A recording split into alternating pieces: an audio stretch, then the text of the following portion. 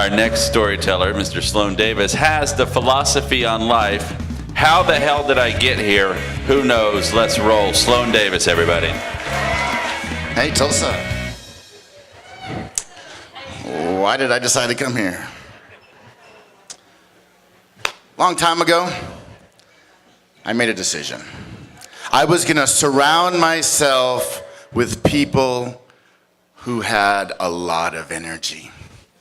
Not just any energy. I didn't want any of that negative energy, none of those living vampire bullshit stuff. Positive energy with a wild hair up their yin-yang. When I was in college, that person was Museo Reyes Gonzalez. Short, skinny, Mexican, a lover, not a fighter, an artist, a philosopher, and my roommate. I looked up to him, and one night we made a good decision. We decided to take a taxi and home from the bars. But Museo was in a mood, and in the back seat he started talking about this ant that he watched crawling over a blade of grass and how it was a miniature reflection of the entire universe. And I was drunk enough to kind of really get into this. So I didn't notice when the cab pulled over and this little black guy with a fedora cap gets in the front seat to share the ride. But that's okay. And I didn't really pay attention when they stopped a couple times and Mr. Fedora would run up to a house and get back in the cab. About the fifth time, I started noticing. And I had two theories. One, they had this delivery house-to-house drug deal going on, which I thought was a really good business model. Or two, they were trying to scam us because they knew we'd been drinking, and they were trying to raise the price of the cab ride. A few more of these stops, I was convinced it was the latter.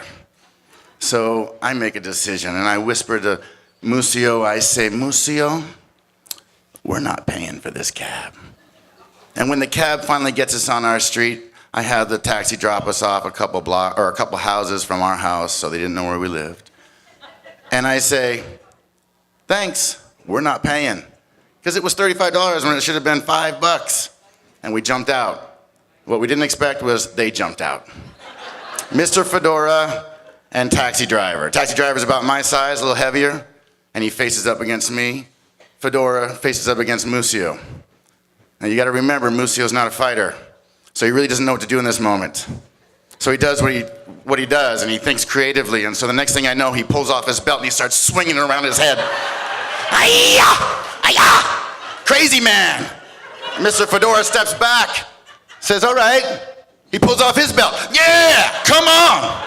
I'm like, what the hell is this? And I look over at taxi driver, he's freaking working on his belt. I'm like, you gotta be kidding me. I luckily had a belt. I didn't always wear belts back then. So I pull off my belt.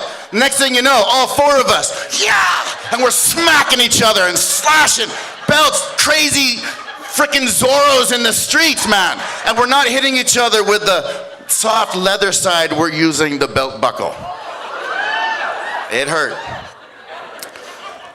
Now, when my neighbor came to his upstairs window to look down at this moment, what he saw was the taxi in the street still running, lights on, and all the doors open, and four grown men running around, lashing each other with belts. Before he called the police, he must have said, these guys are a bunch of idiots. But I didn't know that at the time. Because what happened was I got tackled by a taxi driver and Mr. Fedora, and they got me down. Taxi driver held me down, and Mr. Fedora starts kicking me. And I don't know much about this guy, but I don't think he knows how to kick. Or I was drunker than I thought I was, because those kicks didn't hurt, and I let him know it. You kick like my grandma! And then I hear tires squealing, and suddenly I'm left alone, and I kind of dust myself off, and I get up. Silence. No taxi cab, no taxi driver, no Mr. Fedora, no Museo. And then I hear crying, like real crying. And I look across the street, and sitting on my neighbor's porch is taxi driver. And he's actually bawling, his hands covering his face, ooh, really getting into it. And, you know, positive energy. I walk over. I say, hey, man, it's all over. Don't worry about it. And I pat him on the shoulder. It's going to be fine.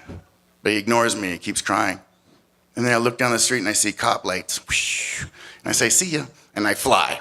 And I crawl over a privacy fence and I jump under these bushes and I lay down low and there's a crack in the wood where I can see what's going on. And next thing I know, cop cars, taxi driver, somehow the taxi comes back, Mr. Fedora and Musio are all there and it's this kind of chaos and I don't know what's going on.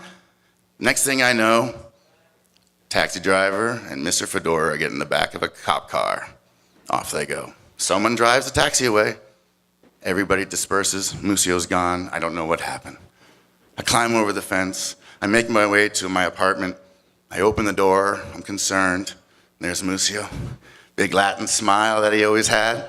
Hey, vato, ¿qué pasa? I say, what's going on, man? What happened?